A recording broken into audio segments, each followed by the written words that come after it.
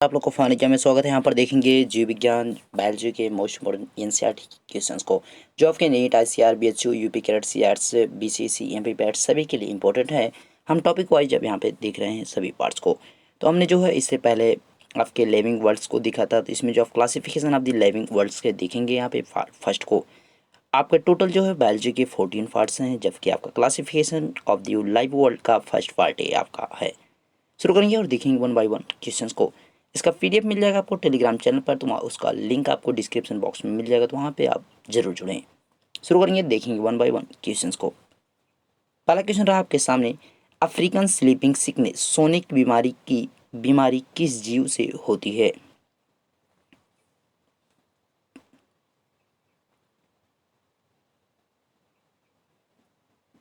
African sleeping sickness disease is caused by which organism?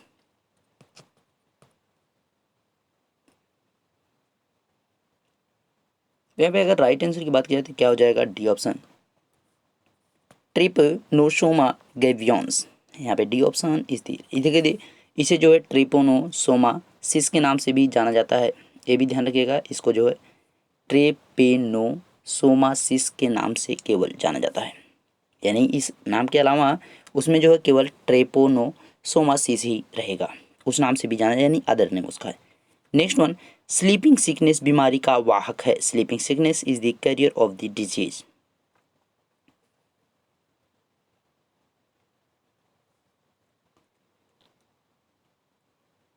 यहाँ पे अगर राइट आंसर की बात की जाए तो 2 का राइट आंसर क्या हो जाएगा? तो इसका जो यहाँ पे वाहक होता है कौन होता है? सी फ्लाई होता है, यानी कैरेज जो करता है, इसको जो ढोकर ले जाता है, यानी एक दूसरे से फैलाता है, मतलब एक जगह से दूसरी जगह पे जो लेके जाने का काम करता है, कौन करता? सी फ्लाई करती है। नेक्स्ट वन, ट्रिप्नोसोमा किस वर्ग में है? What class is a trypanosoma इन?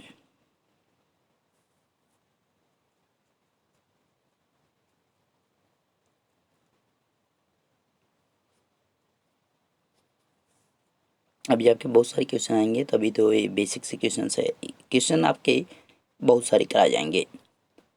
तो यहाँ पे अगर राइट आंसर की बात की जाए तो यहाँ पे थर्ड का जो राइट आंसर क्या हो जाएगा? Zooflagellata zooflagellata. Zooflagellata is the right answer. Next one, malaria बुखार किसकी मुक्ति से जुड़ा हुआ है? Malaria fever is associated with the discharge of.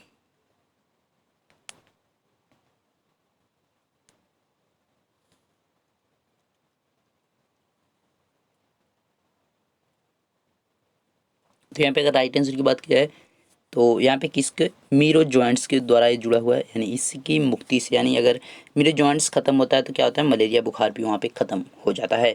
इसकी खोज की बात क्या लिवरेन के द्वारा 1880 में की गई थी, याद रखिएगा। और प्लाज्मोडियम में जो लैंगिक प्रजनन होता है वो मादा इनफ्लीज, यानी जो मच्छर होता है मादा इनफ्लीज, उसके अमाशय में होता है, ध्यान रखिएगा। प्लाज्मोडियम में जो लैंगिक प्रजनन होता है मादा इनफ्लीज के अंदर, वो कहाँ पे होता है? तो अमाशय में होता है। आपसे पूछ सकता है क्वेश्चन, अच्छा है। नेक्स्ट वन, सीसी मक्खी के काटने से मानव तक पहुंच सकता है। CC can reach human by the white of a fly, यानी सीसी मक्खी अगर काटती है तो मानव शरीर के अंदर क्या पहुंचता है? आपके ऑप्शन जो है उसी में से आपका कोई न कोई आंसर होगा।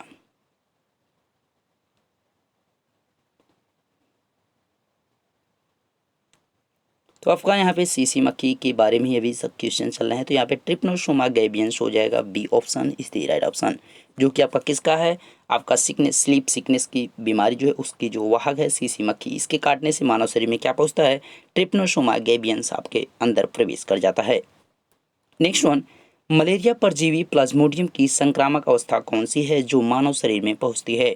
What is the infection state of the malaria parasite plasmodium which reach the human body?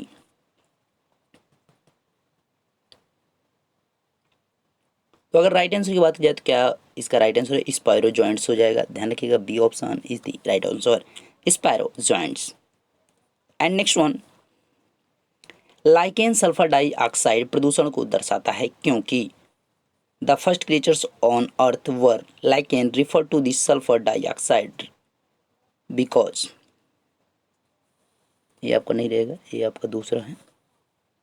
Lichen refer to this sulfur dioxide pollution because।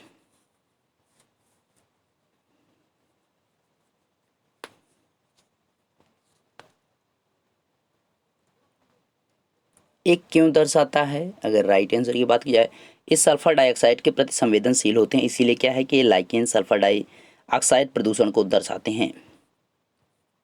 Okay, they are sensitive to sulphur dioxide. Next one, monera में इनमें से कौन सा एक जीव है?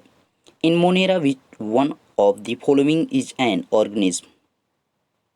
हाँ, जो आपके 5 यहाँ पे टाइप होते हैं प्लांट यहाँ पे किंगडम में, यानी जो इसका जो है आपका जीव जगत को जो बांटा गया है, क्लासिफिकेशन जो किया गया है, तो पांचों के बारे में आपको अच्छे से जानकारी होनी चाहिए, सभी को आप अच्छे से देख लीजिएगा। तो मोनेरा में इनमें से कौन सा जीव आएगा? अगर राइट आंसर की बात की जाएगी तो क्या हो जाएगा? इसरीसिया हो जाएगा। इसरीसिया यहाँ पे राइट आंसर हो जाएगा, यानी B option is the right option.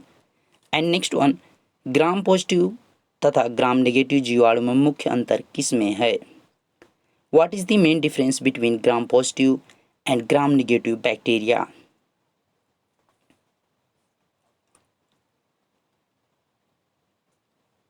तो अगर राइट आंसर की बात की जाए 9 का क्या हो जाएगा? तो कोशिका भित्ति सेल वाल होता है, यानी जीवाणु में मुख्य अंतर किस में होता है? तो कोशिका भित्ति में होता है, यानी सेल वाल में। एंड नेक्स्ट वन, पैरामीशियम में आनुवांशिक सूचना किस में होती है? Which genetic information in is found in paramecium?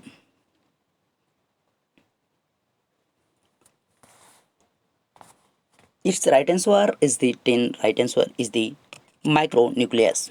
First option is the right option, यानी पैरामीशियम में जो आनुवांशिक सूचना होती है किस में होती है? सूक्ष्म केंद्रक में, यानी माइक्रोन्यूक्लियस में यहाँ पे क्या होती है? पैरामीशियम में आनुवांशिक सूचना होती है, यानी जेनेटिक इंफॉर्मेशन।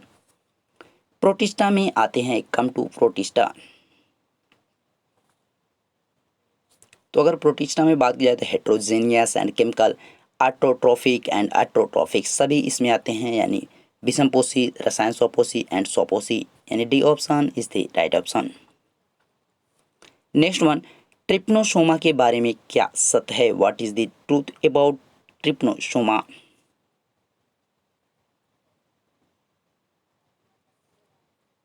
12 के राइट आंसर की अगर बात की जाए तो 12 का जो राइट आंसर होगा क्या होगा? बहुरूपी होगा, मल्टीफॉर्म हो जाएगा। ट्रिप्नोसोमा के बारे में क्या सत्य है कि ट्रिप्नोसोमा जो होता है क्या होता है? बहुरूपी होता है, यानी इसके जो है बहुत से रूप होते हैं, यानी इसके जो है आपके मल्टीफॉर्म्स होते हैं। एंड नेक्स्ट वन, अमित अमातिसार को रोका जा सकता है। Dysentery can be prevented. देख सकते हैं हिंदी में आपका टफ लग रहा है, लेकिन इंग्लिश में आपका डिसेंट्री जबकि नाम सुना हुआ है। तो बायोलॉजी में कुछ ऐसे शब्द होते हैं जो हिंदी में तो आपका बहुत हार्ड होते हैं, बट वो इंग्लिश में इजीली होते हैं। तो आप अगर हिंदी मीडियम के स्टूडेंट हैं तो आपको कोशिश करनी चाहिए कि बायोलॉजी के जो शब्द होते हैं उनको इंग्लिश में मस्ट जाने, हिंदी में टफ पड़ जाते हैं, ठीक है? तो इंग्लिश में जानने की कोशिश किया करिए, इंग्लिश में आसान पड़ जाता है।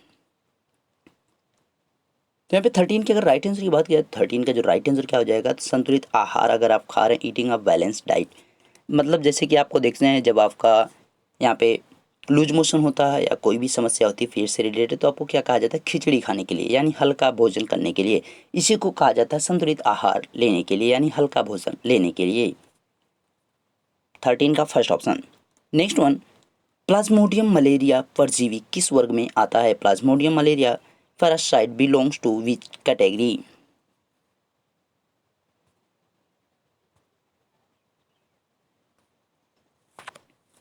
तो यहाँ पे अगर राइट आंसर की बात की जाए तो 14 का राइट आंसर क्या हो जाएगा? स्पायरोजोआ हो जाएगा, स्पोरोजोआ हो जाएगा, यानी C option is the right answer. Malaria परजीवी जो है स्पोरोजोआ के अंतर्गत आते हैं। एक अप्रकाश संश्लेषी वायवी मिट्टी में नाइट्रोजन स्थिरीकरण करने वाले जीवाणु हैं। एन अनपब्लिश्ड सिंथेटिक फेनोमेटिक soil nitrogen flex fixing bacteria is. 15 का क्या होगा राइट आंसर? अगर 15 को देखा जाए तो इसका राइट आंसर कह रहा है कि हम सी होंगे, एजोबैक्टर। इजोबैक्टर जो है नाइट्रोजन स्थिरीकरण के लिए जाना जाता है, ये जो है आपका सॉइल नाइट्रोजन फिक्सिंग के लिए जाना जाता है, इजोबैक्टर। नेक्स्ट वन, अवशोषी विषमपोषी पोषण किसके द्वारा प्रदर्शित होता है? Absorptive heterotrophic nutrient is displaced by. जिसको कौन प्रदर्शित करता है, यानी इसको कौन दर्शाता है? कौन दर्शाता है? फंगी दर्शाता है, यानी कवक इसको प्रदर्शित करता है, इसको दर्शाता है। किसमें मानव के लाल रक्त कण में प्लाज्मोडियम को खोजा था? किसने मानव के लाल रक्त कण में प्लाज्मोडियम को खोजा था? Who discovered plasmodium in human red blood cell?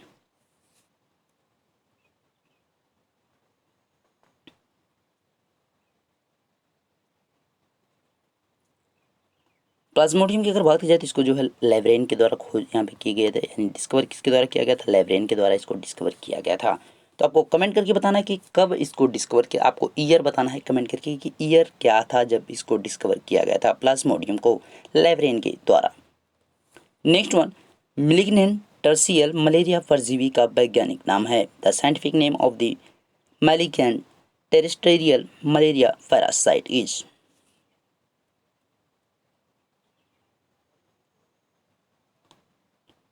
अगर राइट आंसर की बात की जाएगी तो क्या हो जाएगा? A option is the right answer, plasmodium falciparum. Plasmodium falciparum is the right answer. Malignant tertian परजीवी जो हो उसका साइंटिफिक नेम क्या होता है? Plasmodium falciparum. नेक्स्ट वन, ऐसे जीवों का नाम बताइए जो सूर्य से प्रत्यक्ष या अप्रत्यक्ष ऊर्जा नहीं लेता हो। Name the organism that do not take direct or indirect energy from the सन।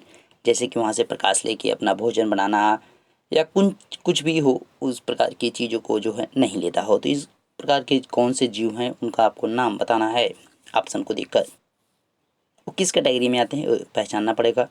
तो रसायन संश्लेषी जो जीवाणु होते हैं, सिंथेसाइज्ड बैक्टीरिया होते हैं, वो क्या होते हैं? ना तो प्रत्यक्ष या ना अप्रत्यक्ष रूप से एनर्जी सूर्य से नहीं लेते हैं। तो आपको ये पता करके रखना है कि वो लेते कहाँ से हैं। देखिए, इन क्वेश्चंस को देखने के बाद आपको चीज़ों को समझना है कि भाई अच्छा ये टॉपिक अभी तो मेरा छूटा था, इस टॉपिक के इस प्रकार क्वेश्चन है और इससे रिलेटेड आपको चीज़ें खोजनी चाहिए। ये होता है पढ़ने का बेहतर तरीका। ठीक है, क्वेश्चन देखो, ये नहीं कि एक ही क्वेश्चन बस रट डालो, नहीं, क्वेश्चन रटो अच्छी बात है, लेकिन इससे रिलेटेड और चीज़ों को फाइंड आउट करने की कोशिश करा करो, ढूंढा करो चीज़ों को। विकिपीडिया है, गूगल है, आजकल तो बहुत सारी चीज़ें हो गई आपको यहाँ पे फ़ायदा पहुँचाने के लिए। नेक्स्ट क्वेश्चन, जीवाणु में पीढ़ी एकांतर नहीं होता है क्योंकि generation does not occur alternately in the bacteria because।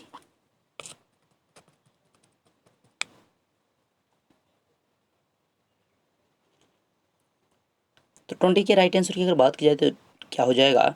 इसमें ना तो सिग्निमेसी होता है, सिग्निमी होता है, ना ही अर्धसूत्री विभाजन होता है, यानी there is neither signification nor meiosis, यानी first option is the right answer. Next one, amoeba में तथा पैरामीशियम में जल संतुलन किसके द्वारा होता है? By home is water balance in amoeba and the paramecium.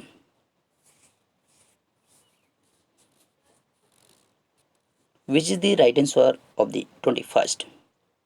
Right answer is the संकुचनशील रसधानी द्वारा, बाय कॉन्ट्रैक्शनरी इनटेक के द्वारा यहाँ पे क्या होता है? जल संतुलन होता है। किसमें किसमें? अमीबा तथा पैरामीशियम में। Next one, Plasmodium vivax malaria परजीवी के जीवन चक्र का वह भाग है जो मादा इनफ्लूएंजा में होता है, उसे क्या कहते हैं? Plasmodium vivax is the part of the malaria parasite life cycle that occurs in female anopheles. What is it called?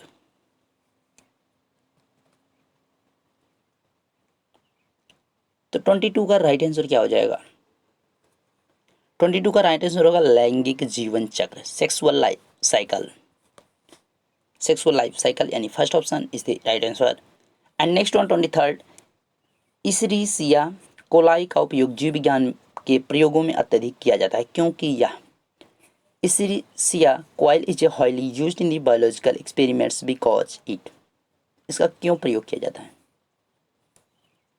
23rd का राइट आंसर क्या हो जाएगा? तो आसानी से कल्चर किया जा सकता है, कैन बी इजिली क्लच्ड। यहाँ पे फर्स्ट ऑप्शन राइट आंसर हो जाएगा, ध्यान रखिएगा 23rd का A option is the right option. And next one, genophore जीवाणु जीनोमा या न्यूक्लियाइड बना होता है, as genophore bacterium is made up of genomes are nucleo.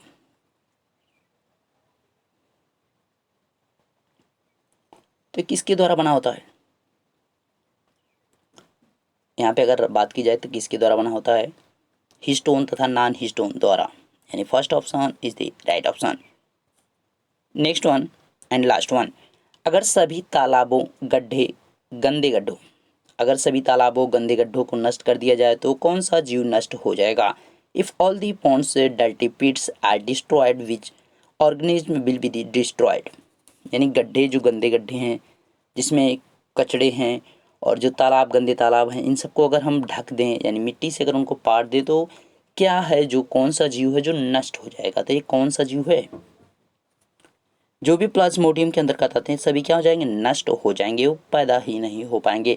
अभी जैसे कि आप अगर अपने अगल बगल में गंदा पानी नहीं रोकेंगे तो मच्छर वहाँ पे बहुत कम पैदा होंगे। ठीक है, तो वही होता है। ठीक है, तो आपके यहाँ पे डी ऑप्शन राइट आंसर हो गया और इसी के साथ आपका वीडियो भी कंप्लीट हो गया। मिलेंगे नेक्स्ट वीडियो में, तब तक देखते रहे फान सर। Thank you.